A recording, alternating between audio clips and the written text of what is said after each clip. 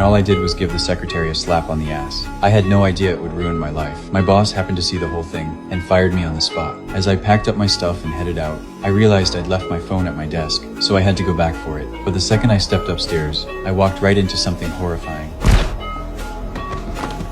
In that split second, I pressed myself into a corner. Luckily, the killer didn't notice me. While he was busy dealing with a body, I sprinted toward my desk. All I needed was my phone to call the cops. But when I pushed the door open, Tom!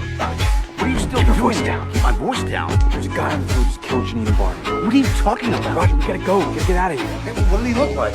I don't know, he's 6 foot, 180, he's wearing a suit. I immediately told my coworker there was a killer in the building, and after a quick discussion, we decided to get out first and then call for help. But the elevator had already been cut off, and the emergency exit had been locked from the outside. Every way out was sealed, so we split up. My coworker went to call the police, and I headed for the boss's office because I suddenly remembered he was still in the building. But when I got there, the office was completely empty.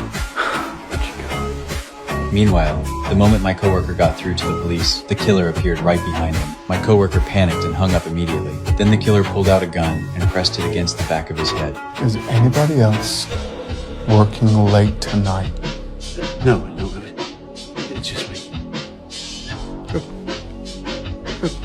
But what no one expected was, the killer patted him on the head and just walked away. Right when my coworker thought he'd been spared, the killer came back with a length of wire. A little while later, I had no idea what had happened, and was heading over to meet up with my coworker to figure out our next move. But as I reached the office door, I caught a shadow on the glass, and it matched the killer's silhouette exactly. I ducked into the restroom next door. The next second,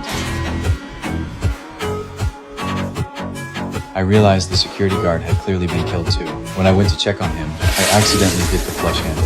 Terrified the noise would draw the killer in, I rushed into a stall and shut the door, then climbed on top of the body and lifted my feet off the floor. Before I could even catch my breath, the killer walked into the restroom. The moment I heard footsteps, my whole body went stiff. Thankfully, he was only there to wash the blood off his hands. I had just started to relax when the killer suddenly said something out loud. How you doing in there, Barney? Luckily, he was just talking about a key on the body, but that also meant he'd be coming into the stall any second to grab it. A wild idea flashed through my mind, and I went for it without thinking.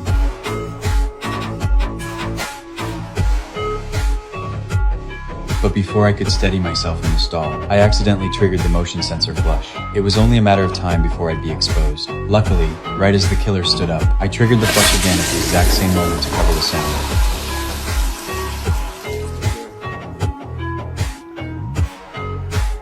Once the killer left the restroom, I knew I had one last shot at getting out alive. I forced myself to sneak back to the office, grabbed my phone, and dialed 911 right away. Nothing happened. The phone had been dead the whole time. Goddamn iPhones. I couldn't let this one chance slip away, so I went to charge my phone first. When I turned around, my coworker's body was lying right there. Before I even had time to grieve, the killer came back again.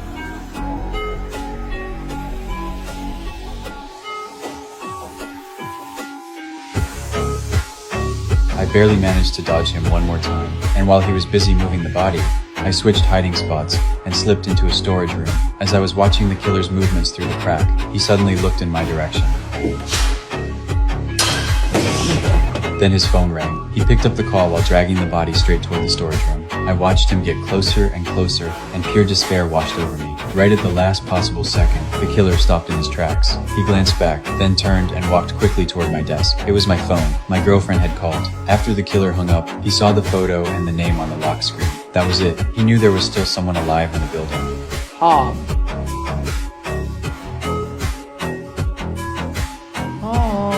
The only saving grace was that I had already slipped away before that, but every exit was still sealed shut, so I ducked into a room to hide. In a panic, I grabbed a sheet of paper off the desk, lit it with a lighter, and held it right under the smoke detector. What I didn't know was, the killer had already followed the smoke straight to the door.